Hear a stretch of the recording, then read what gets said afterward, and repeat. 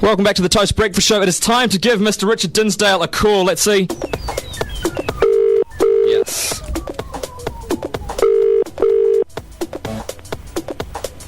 Hello? Mr. Richard Dinsdale. Hello. It's Jason and Carmel calling from Up FM in New Zealand. How are you this morning? Or what time is it over there? It's 21 minutes past 9 in the evening. Oh, night time. Just down for the evening. Oh, so it's almost bedtime for you then? Actually, it's past my bedtime. Oh, we won't hold you up too long then. Now, Richard, you are coming to our house in New Zealand in about 2 weeks, is that correct? That's right, yeah, on Saturday the 5th. Have you ever been to New Zealand before? Yeah, I came to New Zealand about 2 years ago, played at like a little private party. But I haven't done like a major event like this, so yeah, really looking forward to it actually. Oh, well, we're looking forward to having you come along. Now, for the people who are yet to discover Richard Dinsdale, could you please give us a quick rundown of what you've been doing for the last 12 months? Basically, just working on my own productions.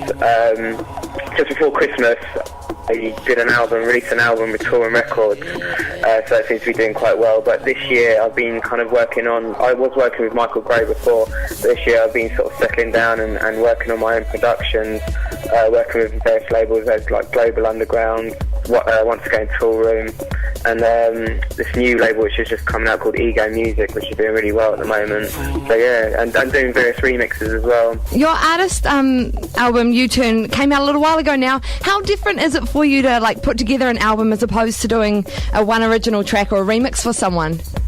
Well, I kind of sort of thought to myself, it's about time that I did it. So it was quite easy really, because with kind of doing your own productions and doing remixes, you've got certain sounds you have to work with or certain style, whereas with an album you get to express kind of a different musical taste, and you can become more musical with the tracks. It's not just one sort of straight record where you have to do a tech house record or electro house, so you can kind of experiment.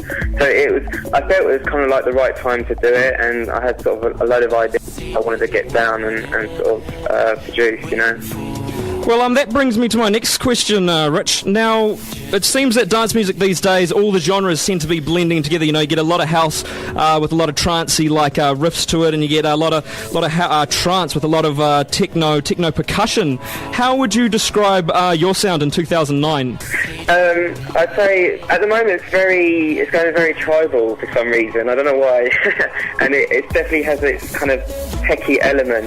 But I'm trying to make the kind of tracks a bit more simple in the way that there's more music there's kind of a riff going on instead of just a straightforward adding in sounds, bleeps here and there. I'm trying to kind of get like more riffs around my music. Mint. And as a DJ, you've played alongside some absolute legends out there in the dance scene. Has there been anyone that you really, really looked up to as a mentor?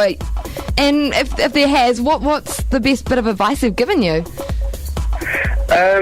It's a shame really, because it was actually at a Ministry of Sound night in London, and I've been a massive fan of the guy, a guy called James Lavelle, who works with Uncle and stuff like that, and I got to meet the guy, but the thing was, I was actually playing at the same time in the other room, so I never really got to check him out, but I had a word with him, and we just talked music and stuff, and it wasn't really like he's given me inspiration through his music through the years, so we didn't really kind of talk about that. We just sort of talked about how good the night was, basically. Hey, Rich, now you're also signed to one of the more dynamic house labels around. It's called Tool Room, alongside such artists as Funk Agenda and Mark Knight. Now, how did the connection between yourself and Tool Room eventually come about?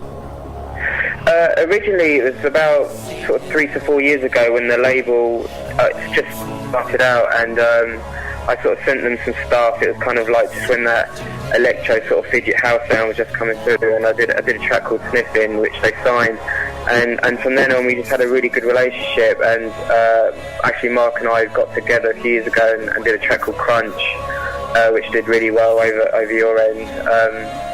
So it's just a really nice relationship. I mean, over the sort of say the past 2 years, I drifted away from Tool Room, but just recently I've got back with the guys, and we've got a lot of future projects that we're going to be doing together.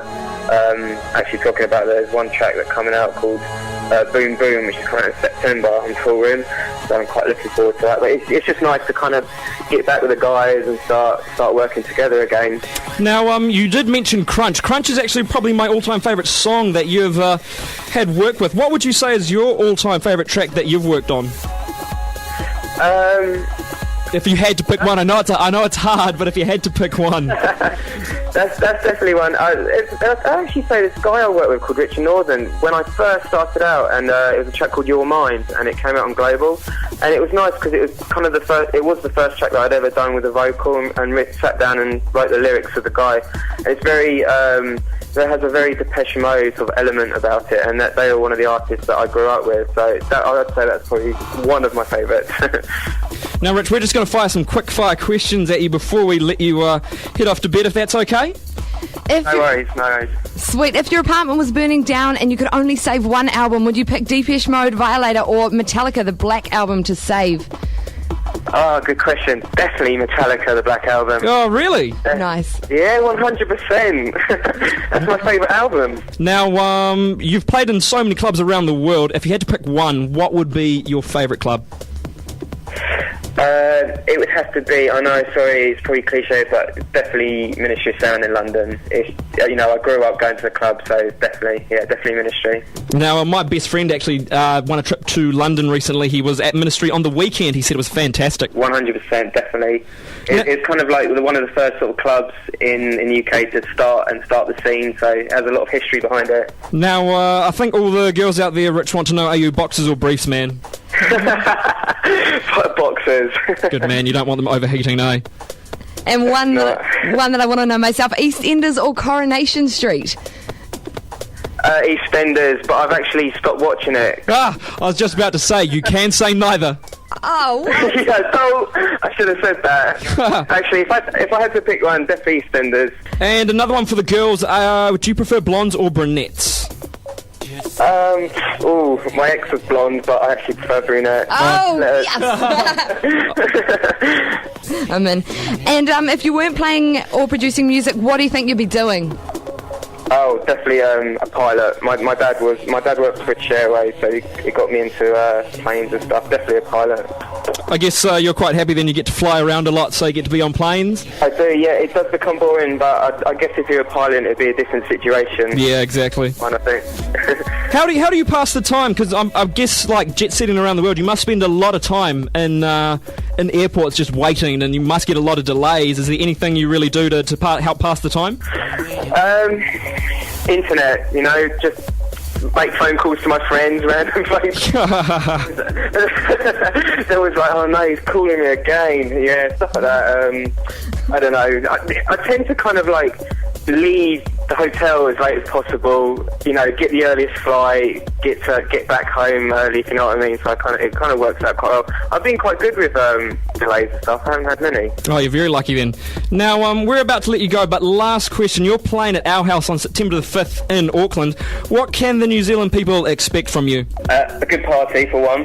Going to give it my all. I've got a lot of new gems that have just been signed to various labels, which I want to test out, and I'd definitely say I've sort of stepped up a gear in my production, so I can't really wait to test them out to you guys. And we're going to have a good time, basically. Well, thank you so much, Richard, and we look forward to seeing you here in New Zealand. That's great, thank you. Have a good night. We'll let you go. Yeah, take care. Cheers. See you later. What a nice guy. Oh, he was super friendly. He was really, really, really nice. Richard Dinsdale, of course. We're playing his track at the moment. It's called Waiting. It's by Brian Cross featuring Canada. Richard Dinsdale on the remix. Now, you can catch him at our house on September 5th, which isn't this weekend, but it is the next one. Make sure you head along to it.